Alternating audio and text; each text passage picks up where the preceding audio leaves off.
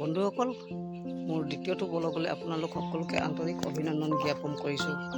বন্ধুসকল, আজি ব্লগ বনাম এটা গাঁৱলৈ আহিছোঁ।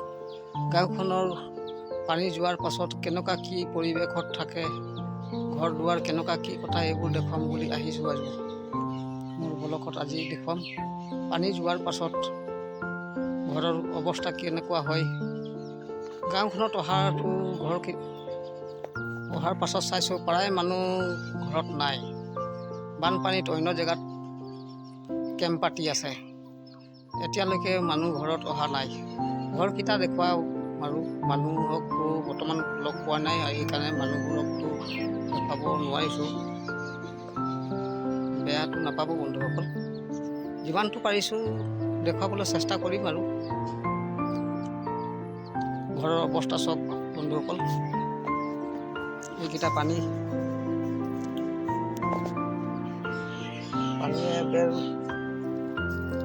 ভাঙি দিছে। এইফালে ভঁৰাল আছে, ভঁৰালো বেকা হৈ গৈছে। প্ৰায় মানুহ ঘৰত নাই। এঘৰ দুঘৰ মানুহ দেখা পাইছোঁ, আৰু যিকেইটা ঘৰ বৰ্তমানলৈকে পানীৰ তল পোৱা নাই। লাহেকৈ আহিবলৈ হৈছে মানুহকেইটা। ঘৰ এৰি অন্য জেগাত বাস কৰি আছে। কালি মানে হয়তো আহি পাব পাৰে মানুহকেইটা। মানুহ দুনুহ নোপোৱা হ'লেও মই এনেকুৱাকৈ বনাই দিছোঁ আৰু বন্ধুসকল, যিমানটো পাৰিছোঁ আৰু মই যিমানটো দেখুৱাব পাৰিছোঁ আৰু আপোনালোকৰ ওচৰত দেখুৱাবলৈ চেষ্টা কৰিছোঁ। বেয়া চেয়া নাপাব বন্ধুসকল, ব্লগবোৰ কিবা যদি ভুল ভ্ৰান্তি হয়। যেনেকুৱা চেষ্টা পাৰিছোঁ আৰু চেষ্টা কৰিছোঁ আৰু বন্ধুসকল, লাইক কমেণ্ট শ্বেয়াৰ কৰি আপোনালোকে আগবঢ়াই নিয়ে যেন মোৰ ভিডিঅ'বোৰ। প্ৰথম অৱস্থাত হয়তো ভিডিঅ'বোৰ অলপ বেয়াও হ'ব পাৰে বন্ধুসকল। লাহে লাহে মই শিকি আছোঁ আৰু লাহে লাহে ভাল ভাল ভিডিঅ' কৰিবলৈ চেষ্টা কৰি আছোঁ আৰু বন্ধুসকল। মোৰ ভিডিঅ'বোৰ চাই আপোনালোকে কেনে পালে জনাব। লাইক কমেণ্ট শ্বেয়াৰ ছাবস্ক্ৰাইব কৰিব যেন, যাতে মই ভৱিষ্যতে আগবাঢ়ি যাব পাৰোঁ। আৰু আপোনালোকে সাহস দিলে মই আগবাঢ়িব পাৰিম বন্ধুসকল। সকলোৱে যেন মোৰ ব্লগবোৰ চাই ভিতৰুৱা অঞ্চলৰ বিষয়ে অলপ জানিবৰ কাৰণে ময়ো জনা হৈছে বন্ধুসকল, আৰু আপোনালোককো এইবোৰ শ্বেয়াৰ কৰিম বুলি ভাবি আহিছোঁ। আৰু কাৰণ ময়ো বানপানী হোৱা জেগাৰ মানুহ নহয়। আমাৰ গাঁৱত বানপানী নহয়।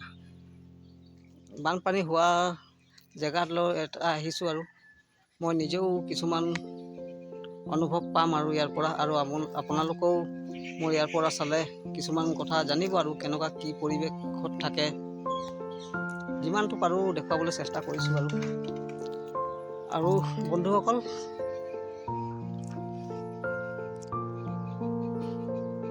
মোৰ প্ৰথম ব্লগত আপোনালোকে সহায় সহযোগ কৰাৰ কাৰণে লাইক কমেণ্ট শ্বেয়াৰ ছাবস্ক্ৰাইব কৰি তাৰ কাৰণে, আৰু মোৰ প্ৰথম ব্লগটো আপোনালোকে চোৱাৰ কাৰণে মই আপোনালোকক বহুত বহুত ধন্যবাদ জনাইছোঁ।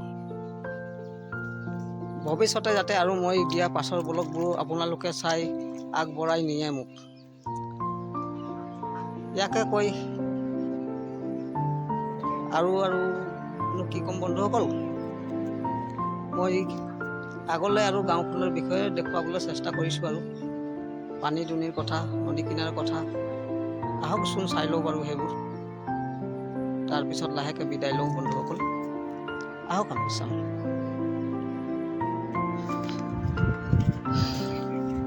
বন্ধুসকল, মই আপোনালোকক দেখুৱাম এইটো এখন ৰাস্তাৰ দলং। চাব কিমান কেনেকুৱা আছে, মানুহৰ কেনেকুৱা পাৰ হ'ব। ট্ৰেক্টৰ পাৰ কৰিবলৈ ৰখাই থৈছে।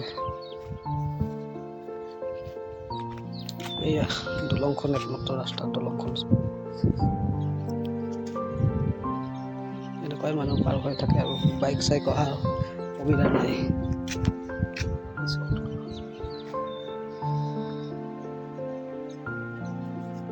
দলঙৰ অৱস্থা নাইকিয়া হৈ আছে। মানুহ ঘৰতে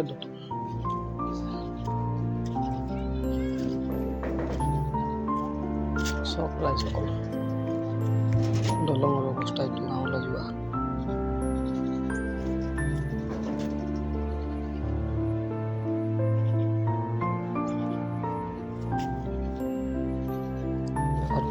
ঘাই ঘাঁহ পাৰ হ'বলৈ দলং নাই গাঁওখনত, একমাত্ৰ ৰাস্তা। গাড়ীৰ কথাটো বাদেই, চাই লওক ভালকৈ দলংখন।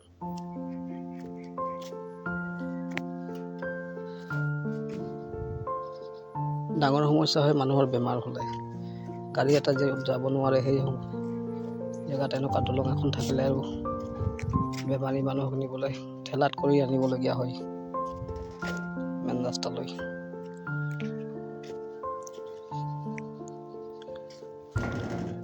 চৰকাৰৰ উন্নয়নে এইবোৰ দলং ঢুকি পোৱা নাই বৰ্তমানলৈকে, দেখালৈকে। ঢুকি পোৱা হ'লে আজি এনেকুৱা অৱস্থা নহ'লেহেঁতেন দেখোন দলঙৰ ৰাইজসকল। এইটো চাই লওক কেনেকুৱা পাৰ হ'বলৈ কিমান অসুবিধাৰ মাজেৰে, ৰাতি পাৰ হ'বলৈতো মহা সমস্যা আছে। ভিতৰুৱা গাঁও হয়,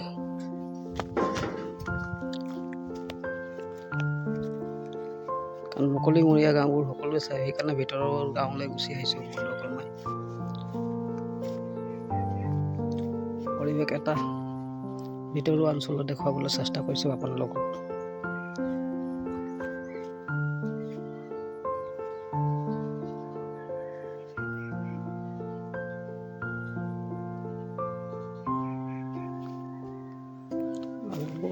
আগলৈ অলপ যাওঁ বন্ধুসকল। মোৰ দ্বিতীয়টো ব্লগৰ পৰা আপোনালোকৰ পৰা বিদায় লৈছোঁ। কেনেকৈ লাগিলে, কি কথা, আপোনালোকে লাইক, কমেণ্ট, শ্বেয়াৰ, ছাবস্ক্ৰাইব কৰি জনাব আৰু বন্ধুসকল। ভাল লাগিলেও জনাব বন্ধুসকল, কিবা ভুল ভ্ৰান্তি হ'লেও জনাব আৰু। লাহে লাহে শিকি আৰু বনাই আছোঁ, আপোনালোকৰ ওচৰত দি আছোঁ আৰু। একেবাৰেতো ভাল কৰিব পৰা নাই, লাহে লাহে হ'ব আৰু ভাল ব্লগ। কাৰণ বহুত কথা মই জানিবলৈ বাকী আছে, নতুন আছোঁ মই এতিয়া।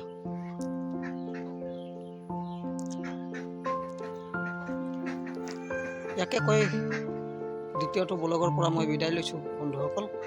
নমস্কাৰ।